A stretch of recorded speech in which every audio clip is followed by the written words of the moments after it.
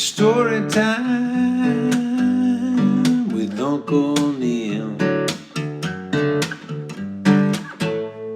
It's story time with Uncle Neal. Brush your teeth and climb in bed. You ain't nothing but a sleepyhead, and it's story time with Uncle Neal.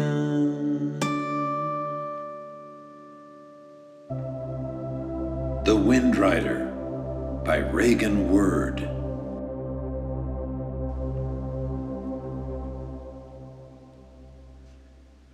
John took the long way to school so that he could pedal his bike by a small airport. Often, he arrived right in time to see a plane landing or taking off. Today, he was studying a new biplane when the wind lifted his latest airplane drawing from his hand. The drawing floated along until a pilot snatched it from the air.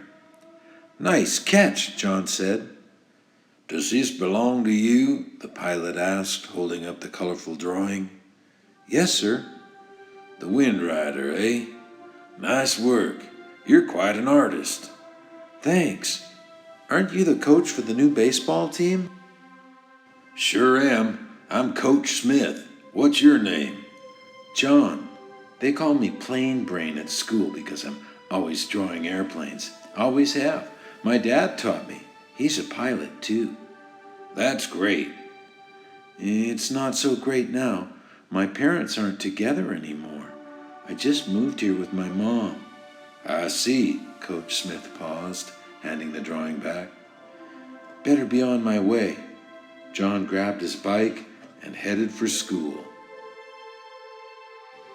John reached school just in time for the first bell. Later that morning, he stepped onto the playground for recess while the captains were choosing teams for baseball. Most of the players had been picked when the first captain groaned, "Oh, all right, I'll take John." It's embarrassing to be chosen last every time, John thought. After the game, John hurried to math class. "I can't believe I dropped a fly ball and struck out again. I can do better than that," he murmured to himself. He took his seat while Mr. Bronson added to a long list of problems on the chalkboard. "What's your answer to number 5, John?" Mr. Bronson asked. John was working on his airplane design and he didn't respond. "Hey, Plane Brain, it's your turn," a classmate teased. John looked up to find Mr. Bronson and the whole class waiting for his response. What's the question, sir?" John sighed, feeling more embarrassed than ever. Discouraged by his day at school, John arrived home while his mom was still at work. Ignoring the dinner she had prepared, he grabbed a box of cereal from the kitchen. He went to his room and threw his backpack into the corner. The noise woke up Taco, his pet gecko, who was sleeping in his pickle jar. "I just don't fit in. Everybody thinks I'm weird. You understand me, don't you, Taco?" The gecko tilted his head and blinked. Then John remembered his Windrider sketch, took it out of his backpack and started adding more color and detail while stuffing cereal into his mouth. Completing his drawing, John held it up for inspection. After a long look, he cried, "Oh, I'm just wasting my time doing these dumb drawings." Frustrated, he flopped onto his bed and soon fell into a deep sleep. A strong breeze stirred the curtains next to John's bed. He opened his eyes to discover that he was standing on the desk next to a real Windrider, complete with pilot. He was smaller than a pushpin, and the things on his desk were as tall as buildings. The pilot smiled and introduced himself. "I'm Captain Win Smith. I was asked to deliver this plane to you. It looks just like my drawing, John beamed. It does indeed. Want to take her up? You bet, answered John. Do you think it will fly? It should take the wind quite well, the captain winked. That is, if we can get the rest of your cereal flakes off the runway. Blushing, John struggled to push a giant flake out of their way. Tossing his pack into the cockpit, John was surprised to see Taco standing on a nearby pushpin. Taco, what are you doing here? Hey, I need some fresh air too. That pickle jar is driving me crazy. The captain glanced at John. Taco can come. He can sit up front in the nose pod. Help him with the parachute and the helmet. Nose pod? I don't remember designing a nose pod, John whispered, carrying Taco over to the Windrider's smallest cockpit. Following the captain's checklist, John prepared for takeoff. Okay, give her full power, John, instructed Captain Windsmith.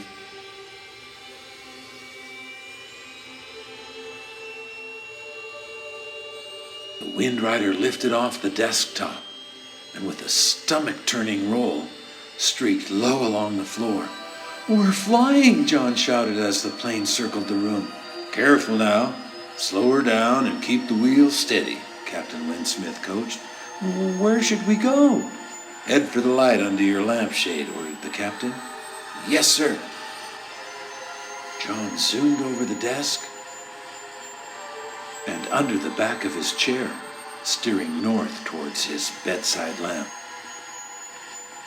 Easy, John, Taco yelled as his skin turned from its usual bright green to a pale gray.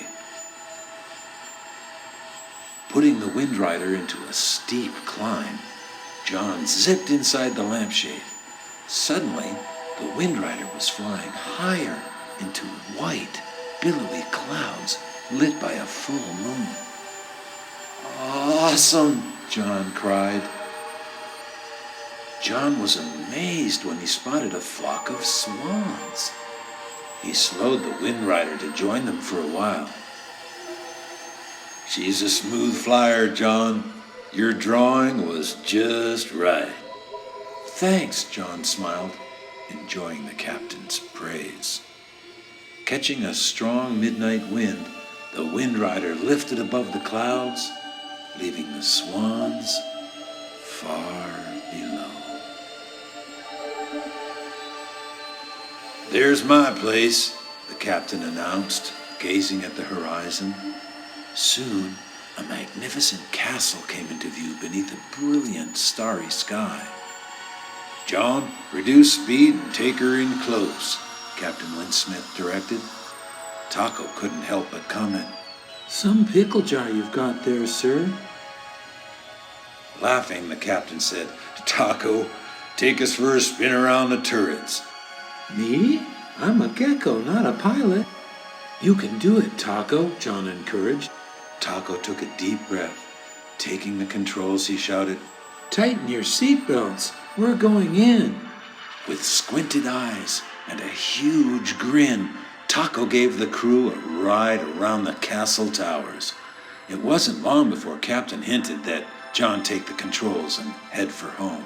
Thanks, Taco. That was, well, a little scary, John gasped. On their journey home, the crew relaxed as they enjoyed a beautiful sunrise. Taco sighed. Do I have to go back in that stuffy pickle jar?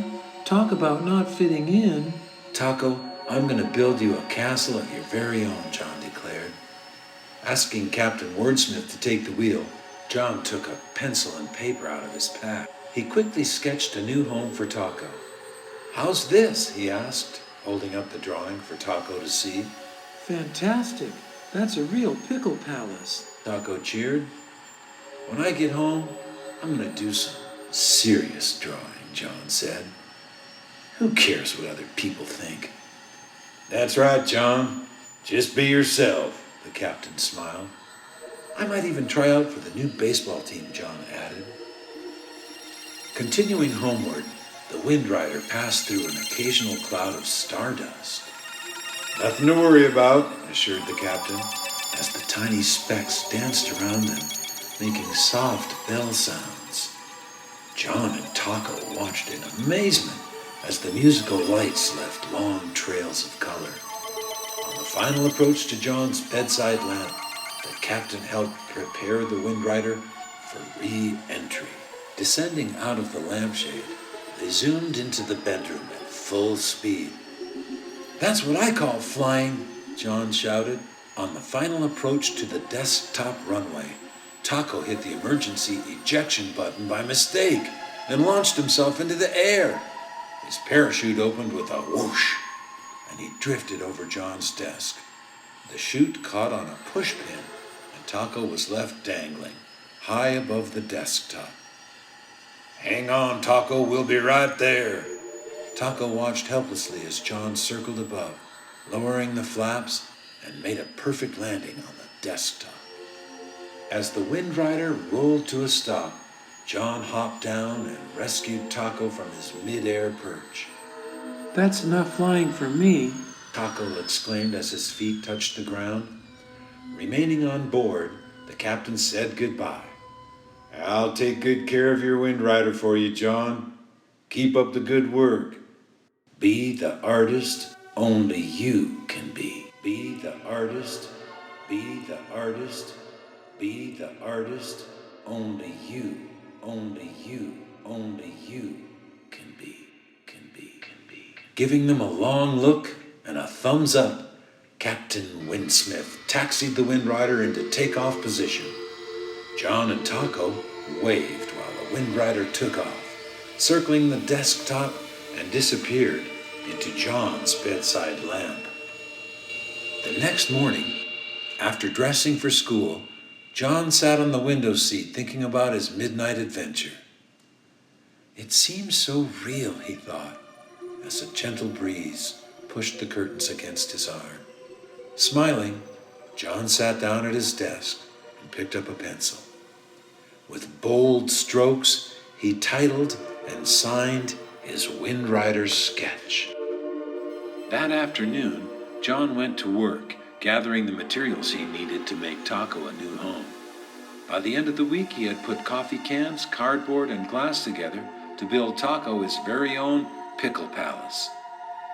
At school, John felt better about himself and even became an outfielder for the baseball team.